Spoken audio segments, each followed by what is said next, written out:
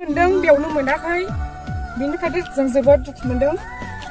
आरो गोबां दंबावो आं बायदि मोननै मानसिया जायनाखि आंनि उनाव नुदों बिसोर गासिबो मोनाखै आरो मोनसे खोथा दंबावो दाख्लि रायजोफोर नोंसोर भिडिअखौ गुबुननि निउस चेनेलफ्रावबो नुबाय जानो हागौ नङा रायजोफोर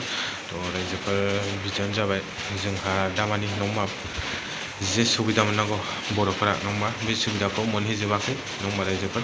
नैबे मादै आयं आबै नैबे भिडिअनि गेजेरजों नोंसोर नुगोन नैबे भिडिअखौ जोबजासिम नायलां रायजोफोर भिडिअखौ जोबजासिम नायलां नङा बुजिनाय नङा नैबे मादैमोननि आयंमोननि दुखु जारलाखौ सरकारा थांनानै माबानो नायहैयाखै नङा रायजोफोर नोंसोर बेफोरनि फारसे मा सानो मोनसे मोजां कमेन्ट हरबानो जाबाय आरो जाय गोदान मोनसे साबसक्राइब खालामनानै गालांबानो जाबाय नङा होमबा रायजोफोर मोनसे मोजां कमेन्ट हरदों नैबे मादैमोननि आयंमोननि दुखु जारला खस्थ'खौ सरकारा मानो नायहैयाखै नङा होमबा रायजोफोर मा जादों जाथाया नैबे भिडिअनि गेजेरजों फुल डिटेल्सखौ नायलांजोब एसेबाबो मिथिखाबाय नोंसोर जाथाया मा जादों भिडिअखौ नायलांदो आरो फैगोन MLA इलेक्सनाव नङा होमबा नोंसोर सोरखौ सापर्ट खालामो जाहाथे BPFआनो जा UPPआनो जा नङा होमबा नोंसोर जायखौ सापर्ट खालामो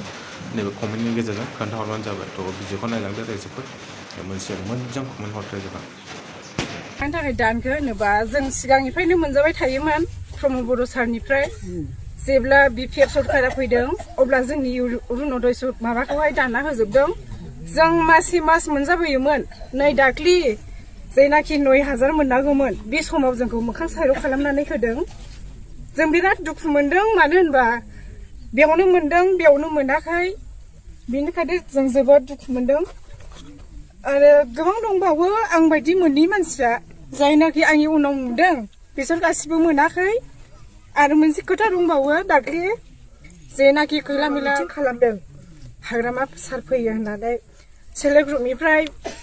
सेल्फ हेल्प ग्रुपआवहाय 15,000 फैसा रां होगोन होननानै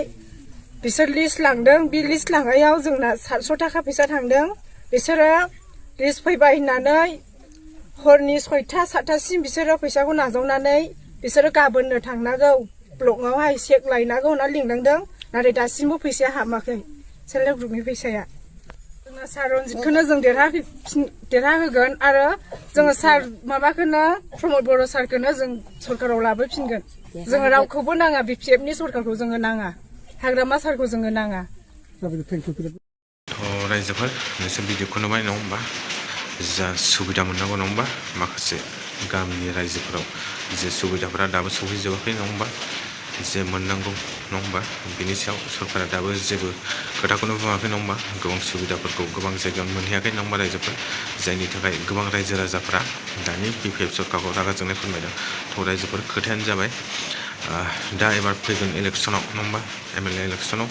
जिखुनु जाया नोंसोर BPFखौनो सापर्ट खालाम ना UPPखौनो सापर्ट खालाम नङा होमबा जायखिया बर'फोर जानानै बर'फोरनो सापर्ट खालामबानो जाबाय नोंसोर गुबुन हारिखौ सापर्ट दाखालाम जायखिया नोंसोर बर'फोरखौनो सापर्ट खालाम जिखुनु जाया UPPआनो जा BPFआनो जा होमबा रायजोफोर नोंसोर मा सानो